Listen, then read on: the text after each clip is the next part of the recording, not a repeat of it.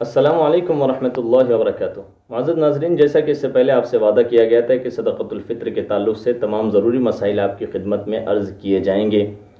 تو بہت سارے مسائل آپ کے سامنے عرض کیے جا چکے ہیں کہ صدقۃ الفطر جو ہمیں کب دینا ہے، کس کو دینا ہے، وہ ساری چیزیں جو عرض کی جا چکی ہے۔ اب اس کچھ مسائل جو صدقۃ الفطر کے تعلق سے جو انتہائی ضروری اور اہم ہیں، جس کو سمجھنا ہمارے لیے ضروری ہے، وہ آج آپ کے سامنے عرض کیے جائیں گے۔ تو پہلا سوال یہ ہے کہ صدقۃ الفطر کب واجب ہوتا ہے؟ دیکھیے، جب عید الفطر کا دن ہوتا ہے تو اس دن جب وہ فجر طلوع ہوتی ہے، یعنی جب فجر کا وقت شروع ہوتا ہے، تو وہ اس وقت سے جو ہے صدقۃ الفطر جو واجب ہوتا ہے۔ لہٰذا اگر کوئی شخص فجر کے طلوع ہونے سے پہلے اگر مر جاتا ہے تو اس کی طرف سے صدقۃ الفطر دینا ضروری نہیں ہے۔ اسی طرح سے فجر کے طلوع ہونے کے بعد، یعنی اس دن جو فجر کا جو وقت شروع ہوا، اس کے بعد اگر کوئی بچہ پیدا ہوا تو اس کا صدقۃ الفطر جو واجب ہوتا ہے، دینا ضروری ہوتا ہے۔ تو لہٰذا یہ بات ہمیں معلوم ہوگی کہ صدقۃ الفطر کا جو وقت ہوتا ہے وہ کون سا وقت ہوتا ہے، یعنی عید الفطر کے دن جب وہ فجر طلوع ہوتی ہے تو اس وقت جو ہے یہ واجب ہوتا ہے۔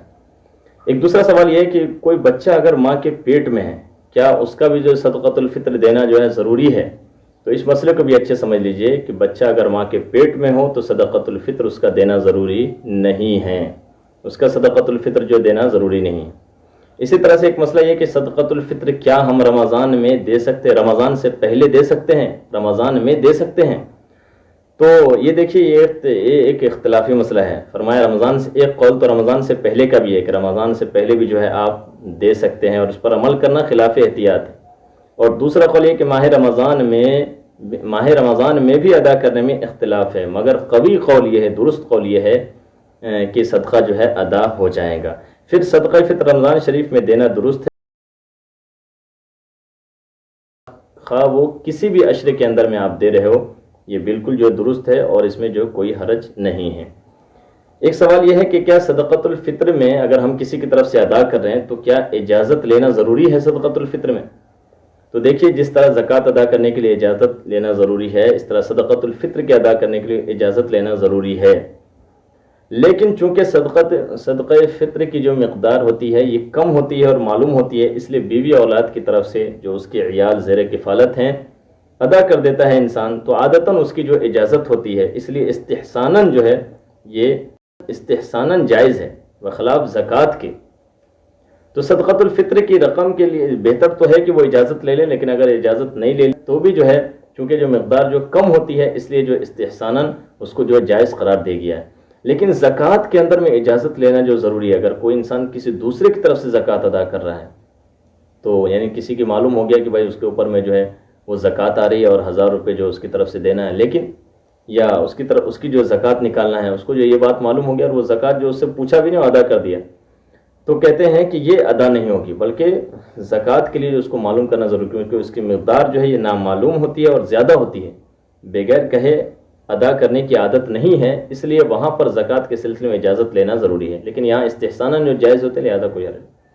اس طرح سے ایک سوال یہ کہ اس نے اگر روزہ نہ رکھے ہو تو اس کا کیا ہوگا، کیا اس کو بھی صدقۃ الفطر ادا کرنا ضروری ہے؟ تو اس بات کو اچھے سمجھ لیجیے، جس نے روزہ نہ رکھا ہو اس کو بھی صدقۃ الفطر ادا کرنا ضروری ہے۔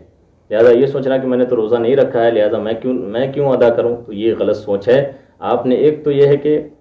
جان بوجھ کر آپ نے اگر روزہ چھوڑا ہے تو یہ تو بہت بڑا جرم ہے۔ ہمیں امید ہے انشاءاللہ کہ ہمارا کوئی بھائی اور ہماری کوئی بہن جان بوجھ کے روزہ نہیں چھوڑ سکتی، لیکن بہرحال اگر ہم نے روزہ نہیں رکھا کسی عذر کی وجہ سے تو یہ مطلب نہیں کہ ہم صدقۃ الفطر بھی ادا نہ کریں، بلکہ آپ صدقۃ الفطر آپ ضرور ادا کریں، کہ صدقہ جو ہے یہ اللہ کے غصے کو جو ہے ٹھنڈا کرتا ہے اور اللہ رب العزت کی جو ہے اللہ کو راضی کرتا ہے، گناہوں کو جو ہے مٹاتا ہے۔ اسی طرح سے ایک مسئلہ یہ ہے، صدقۃ الفطر ایک انسان کے ذمہ ہے، لیکن عید جو ہے گزر گئی، عید کی نماز ہو گئی، تو کیا اب ایسے شخص کے اوپر سے جو ہے یہ صدقۃ الفطر جو معاف ہو گیا؟ تو اس کو بھی اچھے سمجھ لیجئے کہ صدقۃ الفطر معاف نہیں ہوتا، بلکہ اس کو ادا کرنا جو ہے ضروری ہے۔ ایک سوال اور یہ ہے کہ کیا چاول دینے سے فطرہ ادا ہو جائے گا؟ تو دیکھیے، چاول دینے سے در مختار کے اندر میں یہ بات لکھی ہوئی ہے کہ اگر کوئی شخص صدقہ فطر میں چاول ادا کرنا چاہے تو اس چاول کا کوئی وزن پیمانہ معتبر نہیں، یعنی چاول کے ذریعے اس کا کوئی وزن نہیں ہے کتنا دینا ہے، بلکہ وہ چاول اس قدر ہونا چاہیے کہ قیمت میں جو یہ نصف سا، 1.25 کلو گیہوں یا 1 سا جو کے ہو جائے، یعنی 3.5 کلو جو کے بقدر ہو جائے تو اس وقت صدقہ فطر ادا ہوگا۔ اگر کسی نے 2.25 کلو چاول دے دیا اور وہ قیمت میں اشیاء مذکورہ سے کم ہو تو صدقہ فطر ادا نہ ہوگا،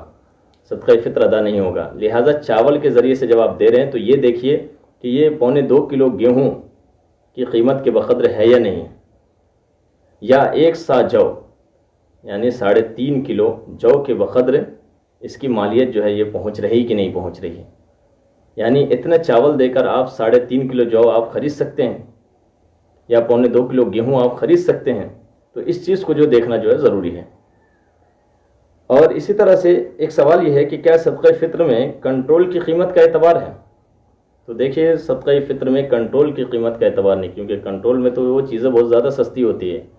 تو لہٰذا مارکیٹ ریٹ کا جو اعتبار ہوگا، مارکیٹ ریٹ کا جو ہمیں دیکھنا ہے کہ مارکیٹ میں جو ہے یہ گیہوں یا جو یا اسی طرح کھجور کشمش وغیرہ کیا ریٹ کے چل رہے ہیں، پھر وہ اس اعتبار سے جو ہمیں ریٹ لگا کر جو صدقہ فطر ہمیں ادا کرنا چاہیے۔